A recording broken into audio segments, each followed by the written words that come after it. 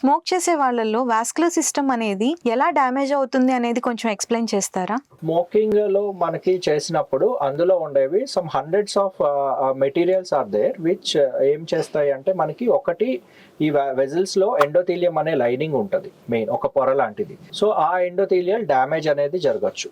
So endothelial damage ఎప్పుడైతే జరుగుతుందో అక్కడ మనకి క్లాట్ ఫార్మేషన్, బ్లాకేజెస్ ఫార్మేషన్ అనేది అవ్వడానికి అవకాశం ఎక్కువ ఉంటుంది. సో అది ఒకటి. రెండోది బ్లడ్ ని చిక్కబరుస్తుంది. స్మోకింగ్ చేసే వాళ్ళు మీరు ఇప్పుడు హిమోగ్లోబిన్ అది టెస్ట్ చేశారనుకోండి, చాలా ఎక్కువ ఉంటుంది ఆ విస్కాసిటీ ఆఫ్ ద బ్లడ్, చిక్కదనం.